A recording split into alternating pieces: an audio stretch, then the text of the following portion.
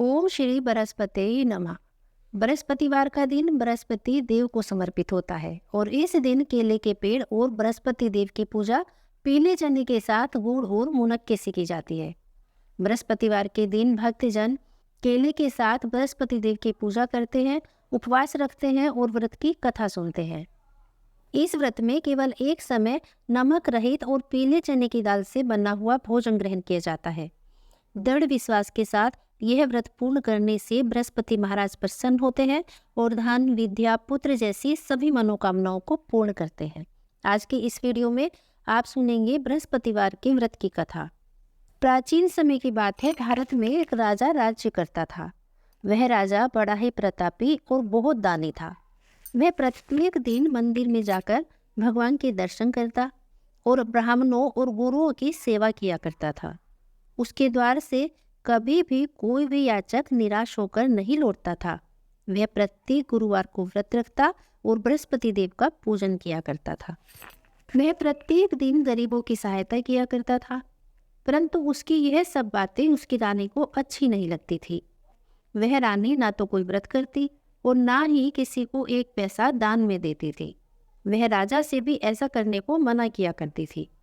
एक समय की बात है, राजा शिकार खेलने के लिए वन को चला गया। अब घर पर रानी और उसकी दासियां थी। उस समय गुरु बृहस्पति साधु का रूप धारण कर राजा के दरवाजे पर भिक्षा मांगने आए। साधु ने रानी से भिक्षा मांगी तो वह रानी कहने लगी, हे साधु महाराज, मैं इस दान और पुण्य से बहुत तंग आ गई हूँ। इस कार्य के लिए तो मेरे पति देव ही बहुत है। अब आप ऐसी कृपा करें कि मेरा सारा धन नष्ट हो जाए ताकि मैं आराम से रह सकूं। साधु रूपी बृहस्पति देव ने कहा, हे देवी, तुम तो बड़ी विचित्र हो। संतान और धन से कोई दुखी नहीं होता, इसको तो सभी चाहते हैं। पापी भी पुत्र और धन की इच्छा करते हैं। अगर तुम्हारे पास धन अधिक है तो भूखे मनुष्यों को भोजन कराओ, प्याऊ लगवाओ, ब्राह्मणों को दान दो, धर्मशालाएं बनवाओ, कुआं, तालाब, बावड़ी, बाग बगीचों का निर्माण कराओ, निर्धनों की कुंवारी कन्याओं का विवाह करवाओ और इसके साथ ही यज्ञ आदि संपन्न करो। इस प्रकार के कर्मों से तुम्हारे कुल का और आपका नाम भी परलोक में सार्थक होगा और स्वर्ग की प्राप्ति भी होगी। परंतु रानी साधु की इन बातों से खुश नहीं हुई। उसने कहा, हे साधु महाराज, मुझे ऐसे धन की कोई आवश्यकता नहीं जिसे मैं अन्य लोगों को बांटती फिरूं तथा जिसको रखने और संभालने में ही मेरा सारा समय नष्ट हो जाए। साधु ने कहा, हे देवी, यदि तुम्हारी यही इच्छा है तो जैसा मैं तुम्हें बताता हूँ तुम वैसा ही करो। बृहस्पतिवार के दिन घर को गोबर से लीपना, अपने केशों को पीली मिट्टी से धोना, केशों को धोते समय स्नान करना, राजा से कहना कि वह बृहस्पतिवार के दिन हजामत करवाए, भोजन में मांस मदिरा खाना और अपने कपड़े भी धोबी के यहाँ धुलने डाल देना। इस प्रकार 7 बृहस्पतिवार तक करने से तुम्हारा सारा धन नष्ट हो जाएगा। यह कहकर वे साधु महाराज रूपी बृहस्पति देव अंतर ध्यान हो गए। अब रानी ने साधु के कहने के अनुसार 7 बृहस्पतिवार तक वैसा ही करने का विचार किया। साधु के बताए अनुसार करते हुए केवल 3 बृहस्पतिवार ही बीते थे कि उसकी सारी धन संपत्ति नष्ट हो गई। यहाँ तक कि भोजन के लिए भी दोनों समय वह परिवार तरसने लगा तथा सांसारिक भोगों से दुखी रहने लगा। तब वह राजा रानी से कहने लगा कि हे रानी, तुम यहीं पर रहो, मैं किसी दूसरे देश को जाता हूँ, क्योंकि यहाँ पर मुझे सभी मनुष्य जानते हैं, इसलिए मैं यहाँ कोई कार्य नहीं कर सकता। देश चोरी और परदेश भी बराबर है। ऐसा कहकर वह राजा परदेश को चला गया। वहाँ जंगल से लकड़ियाँ काट कर लाता और शहर में बेचता और इसी तरह वह अपना जीवन व्यतीत करने लगा। इधर राजा के बिना रानी और उसकी दासियाँ दुखी रहने लगी। किसी दिन उन्हें भोजन मिलता तो किसी दिन वे जल पीकर ही रह जाती। एक बार रानी और दासियों को 7 दिन बिना भोजन के व्यतीत हो गए। तो उस रानी ने अपनी दासी से कहा कि हे दासी, यहाँ पास ही के नगर में मेरी बहन रहती है, वह बड़ी धनवान है, तो उसके पास जा और वहाँ से 5 सेर बेझर मांग ला, जिससे कुछ समय के लिए गुजर हो जाएगी। दासी रानी की बहन के पास गई। रानी की बहन उस समय पूजा कर रही थी।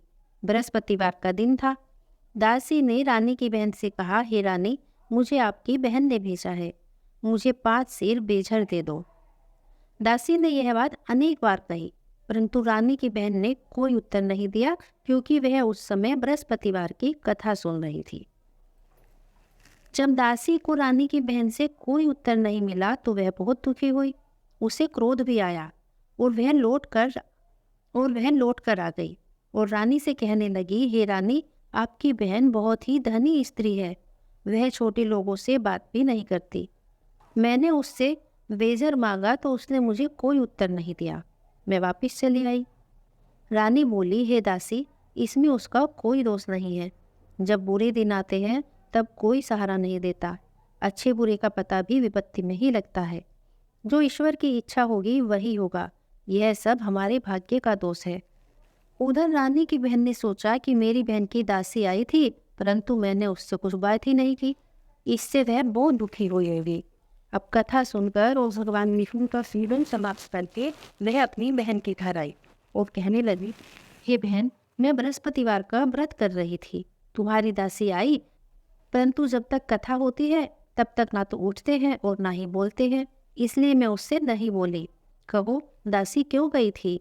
रानी बोली, हे बहन, हमारे घर अनाज नहीं था।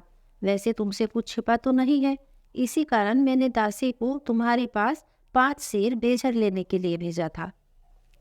रानी की बहन बोली, हे बहन, देखो, बृहस्पतिवार भगवान सबकी मनोकामनाएं पूर्ण करते हैं। देखो, शायद तुम्हारे घर में अनाज रखा हो। यह सुनकर दासी घर के अंदर गई तो वहां उसे घड़ा बेजर का भरा मिल गया। उसे बड़ी हैरानी हुई, क्योंकि उसने पहले ही एक एक बर्तन अच्छी तरह देख लिया था। वहां कोई अनाज नहीं था। उसने बाहर आकर रानी को बताया। दासी अपनी रानी से कहने लगी, हे रानी, देखो, वैसे हमको जब अन्न नहीं मिलता तो हम रोज ही व्रत करते हैं।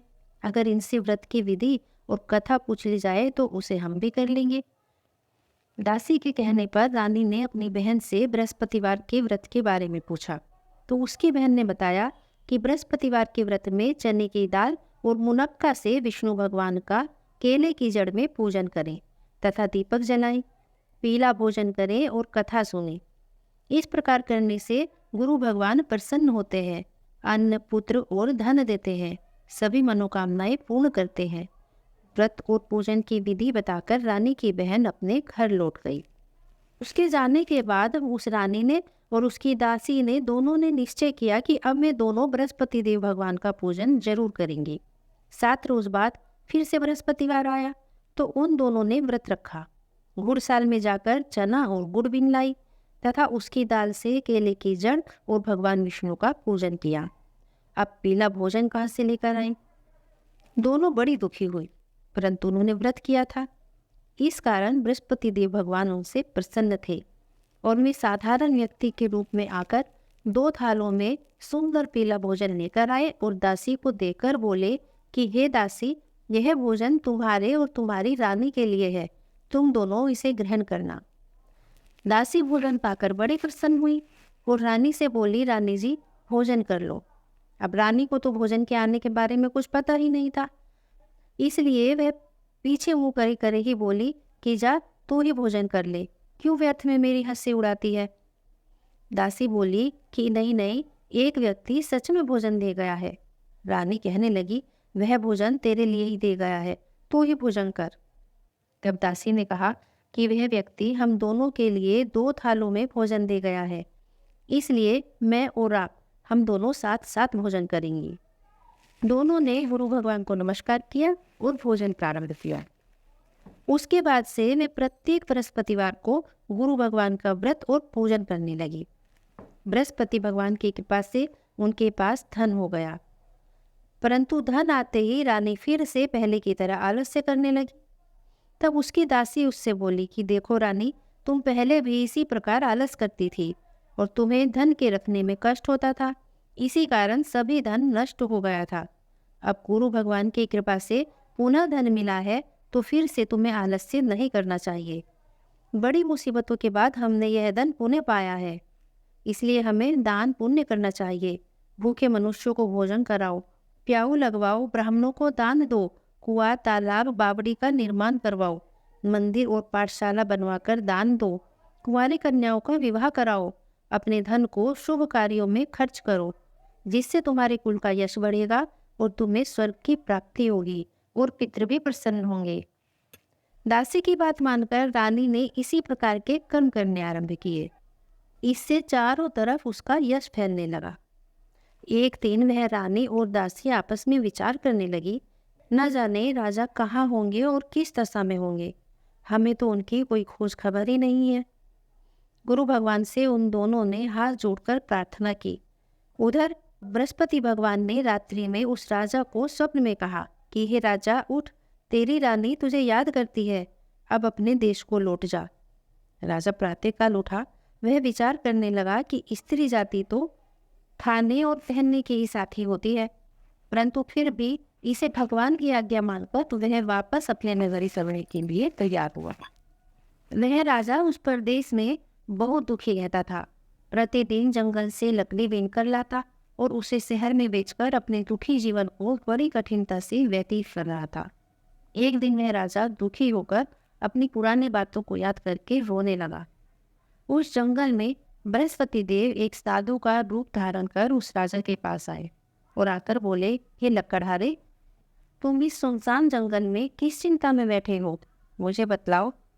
यह सुनकर राजा के नेत्रों में जल भर आया और वह उस साधु की वंदना करके बोला, हे प्रभु, आप तो सब कुछ जानने वाले हैं। इतना कहकर राजा ने साधु को अपनी संपूर्ण कहानी सुना दी। महात्मा तो दयालु ही होते हैं। वे राजा से बोले, हे राजा, तुम्हारी पत्नी ने बृहस्पति देव के प्रति अपराध किया था, इसके कारण तुम्हारी यह दशा हुई। अब तुम किसी प्रकार की चिंता मत करो, भगवान तुम्हें पहले से भी अधिक धन देंगे। देखो, तुम्हारी पत्नी ने बृहस्पतिवार के व्रत आरंभ कर दिए हैं। अब तुम भी बृहस्पतिवार का व्रत करके चने की दाल और गुड़ जल के लोटे में डालकर केले के पेड़ का पूजन करो और बृहस्पति देव से प्रार्थना करो और बृहस्पतिवार की व्रत की कथा भी जरूर सुनो। भगवान तुम्हारी सब मनोकामनाओं को अवश्य पूर्ण करेंगे।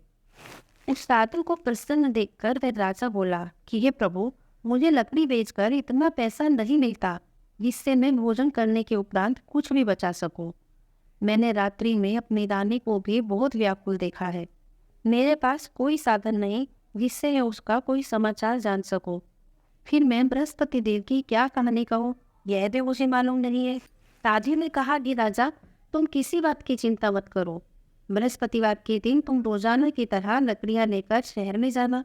तुम्हें रोज से दोगुना धन प्राप्त होगा और जिससे तुम भली भांति भोजन कर पाओगे और बृहस्पति देव की पूजा का सब सामान भी आ जाएगा।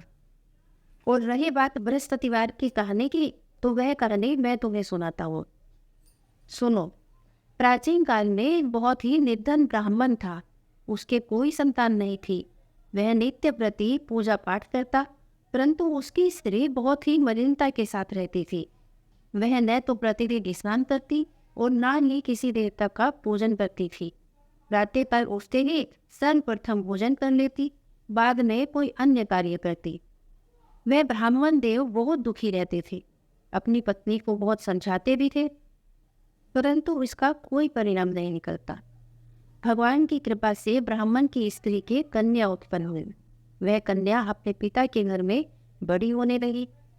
वह बालिका प्रातः स्नान करके भगवान विष्णु का प्रतिदिन जप करती, बृहस्पतिवार का व्रत भी करने लगी। पूजा पाठ समाप्त कर स्कूल जाती तो अपनी मुट्ठी में जौ भर कर ले जाती और पाठशाला जाने के मार्ग में डालती जाती। वही जो स्वर्ग के हो जाते तो लौटते समय उनको बेचकर अपने घर ले आती। एक दिन वह बालिका सूप में उस सोने के जौ को फटक कर साफ कर रही थी। तभी उसकी माँ ने देख लिया तो उसने उससे कहा कि बेटी, सोने के जौ को फटकने के लिए सूप भी सोने का ही होना चाहिए। दूसरे दिन गुरुवार था। इस कन्या ने बृहस्पतिवार का व्रत रखा और बृहस्पति देव से प्रार्थना करने लगी कि हे प्रभु, यदि मैंने सच्चे मन से आपकी पूजा की है तो मुझे एक सोने का सूप भी दे दो। बृहस्पति देव ने उसकी प्रार्थना स्वीकार कर ली। रोजाना की तरह वह कन्या जौ फैलाती हुई स्कूल चली गई और स्कूल से लौटकर जब वह जौ बीन रही थी तो बृहस्पति देव की कृपा से उसे सोने का एक सूप मिला, जिसे लेकर वह घर आ गई और उसी से जौ साफ करने लगी। परंतु उसकी माँ का फिर भी वही ढंग रहा। वह प्रतिदिन पहले की तरह ही मलिनता से रहती थी।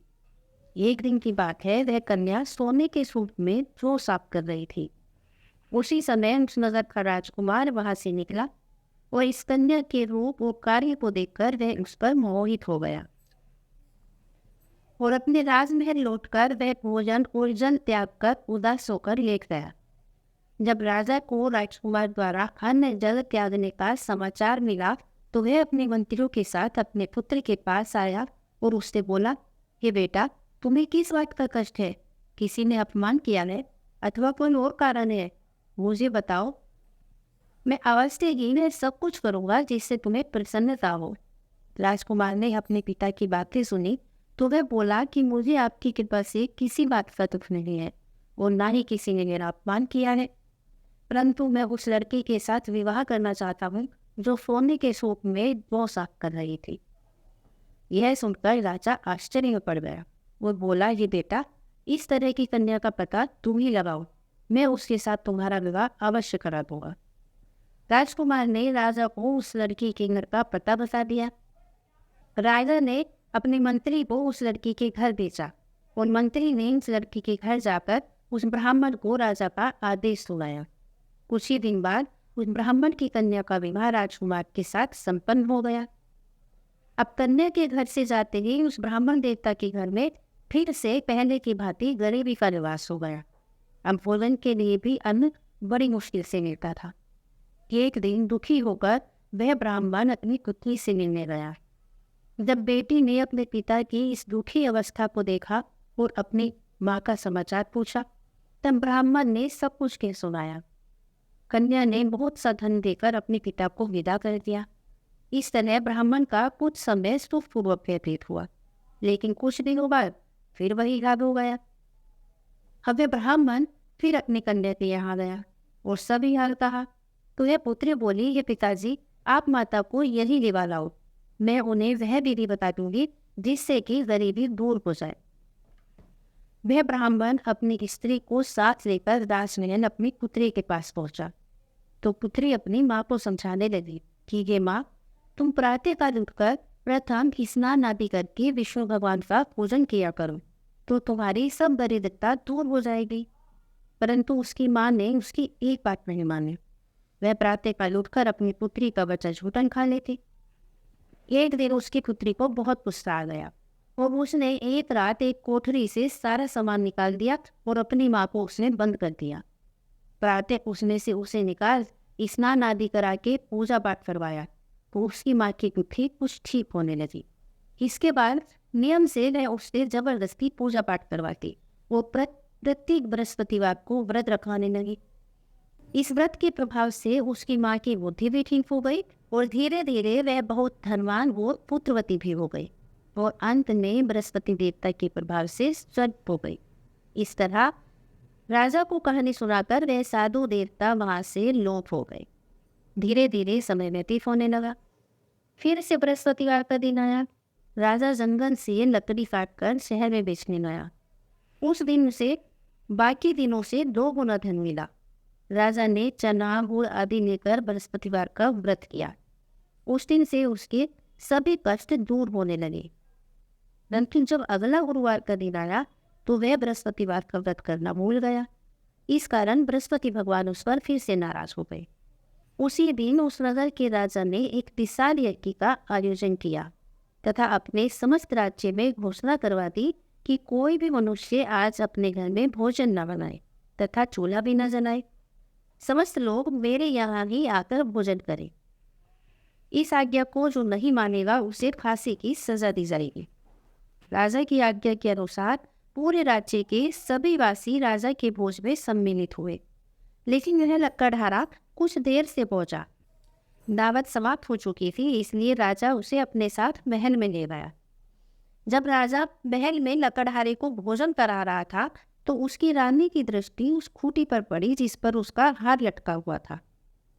उसने देखा उस खूंटी पर उसका हार लटका ही नहीं है। रानी को निश्चय हो गया कि मेरा हार अवश्य ही इस लकड़हारे ने चुराया है और उसी समय सैनिक बुलाकर उसने उसे जेल में डलवा दिया। जब लकड़हारा जेल खाने में गया तो वह बहुत दुखी होकर विचार करने लगा कि न जाने कौन से जन्म के पूर्व जन्म के कर्मों से मुझे यह दुख प्राप्त हुआ है। और उसी साधु को याद करने लगा जो उसे पिछले बृहस्पतिवार को जंगल में मिला था। और तत्काल ही बृहस्पति देव साधु के रूप में प्रकट हो गए और उसकी इस दशा को देखकर कहने लगे, अरे मूर्ख, तूने बृहस्पति देवता की कथा नहीं की, इसी कारण तुझे यह दुख प्राप्त हुआ है। अब चिंता मत कर, बृहस्पतिवार के दिन जेल खाने के दरवाजे पर 4 पैसे पड़े मिलेंगे, उनसे तू बृहस्पति देव की पूजा करना तो तेरे सभी कष्ट दूर हो जाएंगे। अगले बृहस्पतिवार उसे जेल के द्वार पर 4 पैसे पड़े मिले। राजा ने पूजा का सामान मंगवा कर कथा कही और प्रसाद बांटा। उसी रात्रि को बृहस्पति देव ने उस नगर के राजा को स्वप्न में आकर कहा कि हे राजा, तूने जिस आदमी को जेल खाने में बंद कर दिया है वह निर्दोष है, वह राजा है, उसे छोड़ दे। रानी का हार उसी खुट्टी पर लटका हुआ है, अगर तू ऐसा नहीं करेगा तो मैं तेरे राज्य को नष्ट कर दूंगा। वह राजा प्रातःकाल उठा तो उसने खूंटी पर हार टंगा देखा और हार देखकर उसने लकड़हारे को बुलाकर उससे क्षमा मांगी और राजा के योग्य वस्त्र और आभूषण उसे भेंट किए और उसे विदा किया। गुरुदेव की आज्ञा मानकर राजा अपने नगर को चल दिया। राजा जब अपने नगर के निकट पहुंचा तो उसे बड़ा ही आश्चर्य हुआ। नगर में पहले से भी अधिक बाग, तालाब, कुएं और बहुत सी धर्मशालाएं, मंदिर आदि बने हुए थे। राजा ने पूछा कि यह किसका बाग और धर्मशाला है। तब नगर के सब लोग कहने लगे कि यह सब रानी और दासी द्वारा बनवाए गए हैं। राजा को बड़ा आश्चर्य हुआ और उसे गुस्सा भी आया। जब रानी ने यह खबर सुनी कि राजा आ रहे हैं तो उसने अपनी दासी से कहा, हे दासी, देख, राजा हमें कितनी बुरी हालत में छोड़ गए थे, वह हमारी ऐसी हालत देखकर कहीं बाहर से ही न लौट जाए, इसलिए तू दरवाजे पर ही खड़ी हो जा। रानी की आज्ञानुसार दासी दरवाजे पर जाकर खड़ी हो गई। जब राजा आए तो उन्हें वह अपने साथ महल में ले लाई। तब राजा ने क्रोध करके अपनी तलवार निकाली और रानी से पूछने लगा, बताओ, तुम्हें यह धन कैसे और कहाँ से प्राप्त हुआ। तब रानी ने बताया कि हमें यह धन बृहस्पति देव के व्रत के प्रभाव से प्राप्त हुआ है। उसके बाद राजा ने निश्चय किया कि 7 रोज बाद तो सभी बृहस्पति देव का पूजन करते हैं, परंतु मैं प्रतिदिन दिन में 3 बार बृहस्पति देव की कथा कहा करूँगा तथा रोज व्रत किया करूँगा। अब हर समय उस राजा के दुपट्टे में चने की दाल बंधी रहती तथा वह दिन में 3 बार कथा कहता और प्रतिदिन बृहस्पति देव के लिए उपवास रखता। एक दिन राजा ने विचार किया कि चलो अपनी बहन के यहाँ हो आओ। इस तरह निश्चय कर वह राजा घोड़े पर सवार हो अपनी बहन के यहाँ चल दिया। मार्ग में उसने देखा कि कुछ आदमी एक मुर्दे को लेकर जा रहे हैं। उन्हें रोककर राजा कहने लगा, अरे भाइयों, मेरी बृहस्पतिवार की कथा सुन लो। तो वे चारों आदमी बोले, लो, हमारा तो आदमी मर गया है, इसे अपनी कथा की पड़ी है। परंतु उनके पीछे चल रहे कुछ आदमियों में से एक ने कहा कि अच्छा ठीक है, कहो, मैं तुम्हारी कथा सुन लूंगा। राजा ने दान निकाली और कथा कहनी शुरू कर दी। जब कथा आदि हुई तो वह मुर्दा हिलने लगा और जब कथा समाप्त हुई तो राम नाम करके वह मुर्दा खड़ा हो गया। राजा आगे बढ़ा। उसे चलते चलते शाम हो गई। आगे मार्ग में उसने एक किसान को खेत में हल जोतते हुए देखा। राजा उससे जाकर बोला, अरे भैया, तुम मेरी बृहस्पतिवार की कथा सुन लो। किसान बोला, जब तक मैं तेरी कथा सुनूंगा तब तक तो 4 बार नल जोत लूंगा, जा अपनी कथा किसी और को सुना। राजा आगे चल दिया। राजा के वहां से जाते ही उस किसान के बैग पर छड़ खाकर गिर गए और किसान के पेट में बहुत जोर से दर्द होने लगा। उसी समय उस किसान की पत्नी रोटी लेकर आई। उसने जब किसान की यह दशा देखी तो वह उससे सब पूछने लगी। तो उसके पति ने उसे सब हाल बता दिया। तो वह दौड़ी दौड़ी उस घुड़सवार के पास गई और उससे बोली कि मैं तुम्हारी कथा सुनूंगी, लेकिन तुम अपनी कथा मेरे खेत पर ही चल कर कहना। राजा ने लौटकर उसके खेत पर जाकर उसे कथा सुनाई। कथा सुनते ही उसके बैल खड़े हो गए और किसान के पेट का दर्द भी बंद हो गया। उसके बाद राजा अपनी बहन के घर पहुंचा। राजा की बहन ने अपने भाई की खूब मेहमानदारी की, खूब उसकी खातिरदारी की, सेवा की। अब दूसरे दिन प्रातःकाल ही राजा उठा तो देखने लगा कि सब लोग भोजन कर रहे हैं। राजा ने अपनी बहन से पूछा, क्या कोई ऐसा मनुष्य भी है जिसने अभी तक भोजन ना किया हो और जो मेरी बृहस्पतिवार की कथा सुन ले? तो वह बहन बोली, हे भैया, यह देश तो ऐसा ही है। पहले यहाँ के लोग भोजन करते हैं, बाद में अन्य कोई काम करते हैं। अगर पड़ोस में कोई हो तो देख आती हूँ। ऐसा कहकर वह बहन देखने चली, परंतु उसे ऐसा कोई भी नहीं मिला जिसने भोजन न किया है। वह एक कुम्हार के घर गई जिसका लड़का बहुत बीमार था। उसे पता चला कि उसके यहाँ 3 दिन से किसी ने भोजन नहीं किया है। तो रानी ने अपने भाई की कथा सुनने के लिए कुम्हार से कहा, तो वह तैयार हो गया। राजा ने जाकर बृहस्पतिवार की कथा सुनाई, जिसे सुनकर उसका लड़का तुरंत ठीक हो गया। अब तो राजा की चारों ओर प्रशंसा होने लगी। एक दिन राजा ने अपनी बहन से कहा कि हे बहन, अब मैं अपने घर वापस जाऊंगा, तुम भी तैयार हो जाओ, तुम भी कुछ दिन के लिए मेरे साथ चलो। राजा की बहन ने अपनी सास से अपने भाई के साथ जाने की आज्ञा मांगी। तो उसकी सास बोली, चली जा, परंतु अपने लड़कों को मत ले जाना, क्योंकि तेरे भाई के कोई संतान नहीं होती है और ऐसे घर में अपने बच्चों को ले जाना ठीक नहीं है।